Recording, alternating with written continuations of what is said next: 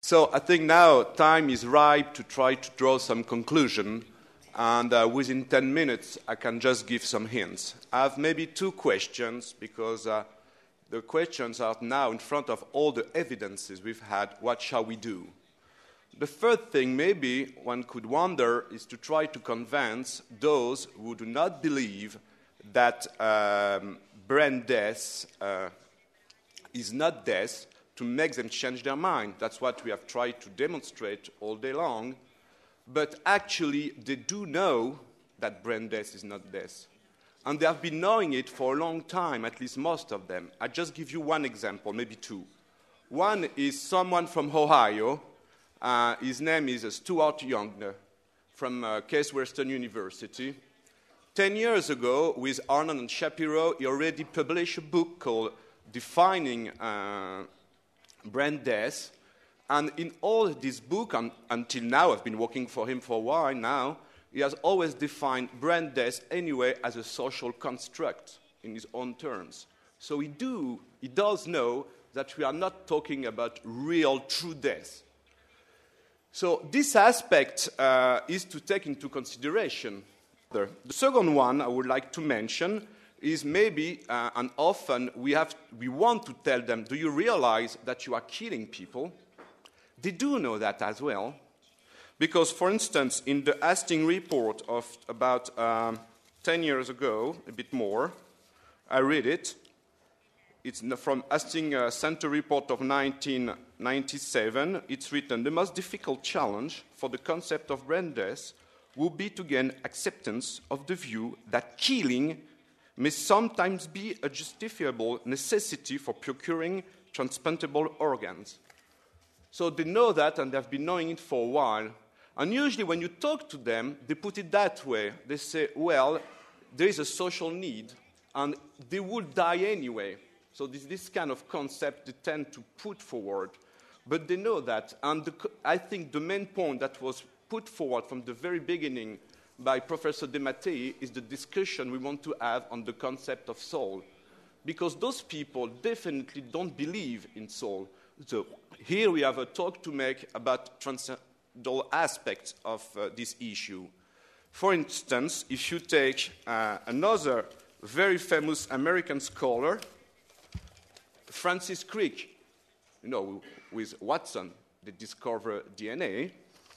In his book, published in 1994, The Astonishing Hypothesis, The Scientific Search for the Soul, it's written, you, your joys and your sorrows, your memories and your ambition, your sense of personal identity and free will are in fact no more than the behaviors of a vast assembly of nerve cells and their associated molecules. So this is on this point about animation that Professor De Mattei spoke at the very beginning.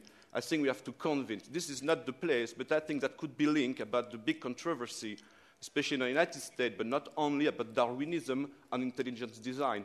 We are actually on this point to discuss. Do we believe that men are more than just social creation and biology? So that on this point, I think we should try to convince them, much more than the fact that brain death is not death. They already know it, and they've been knowing it for a while.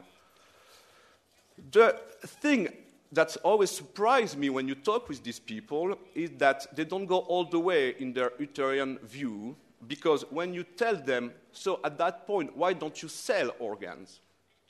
That's a bit the ultimate taboo, because at that point they say, oh no, we don't do it.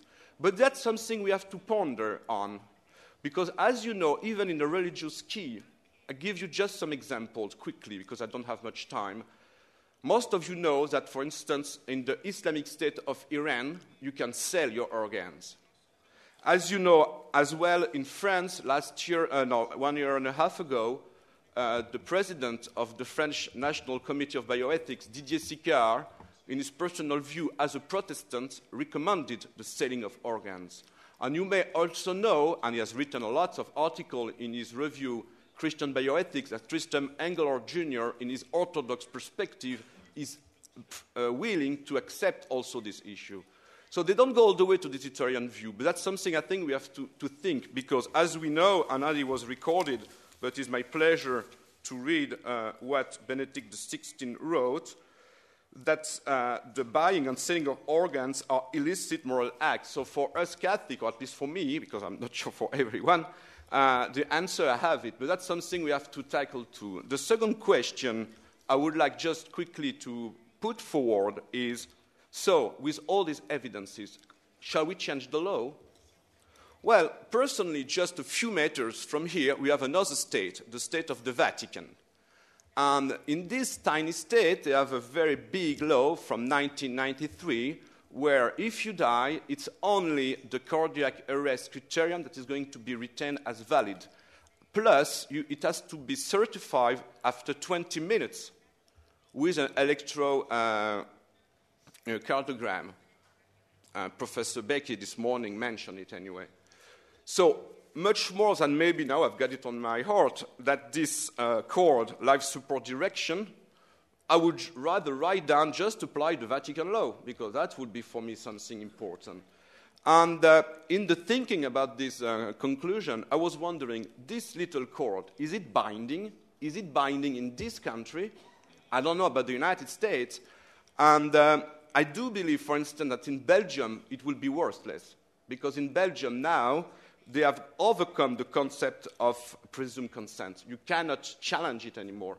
Maybe in France, somewhat, you could argue on that. Maybe people will be afraid of lawsuit, but it's not even, I think the habit will just not to consider it.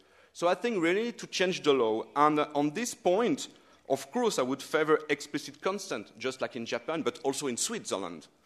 But I would go in the wake of what my colleague, and I don't want to missay the word, Rosangela Barcaro mentioned. Maybe one thing will not be to change the entire law in a secular society, pluralistic, like the Italian, French, or European society, but to include what she mentioned, and I think that's something that would be very interesting, not only to say no to organ procurement, because I could maybe with that do it, but also to survive brain death, because something that we could all realize that if we say no, for instance, to the apnea test, we may survive longer. That's all the things that you mentioned first, Dr. Brins, and you give us a strong example. So I think that now, for instance, in Italy, they are discussing a kind of living will, but it's not a living will. It's only about anticipated directive on cures. So that would be maybe a good thing to integrate this kind of law support direction in the drawing of a real living will in which people would take what you mentioned, but also ask for another criterion than the one that is nowadays applied in Italy. Thank you for your attention.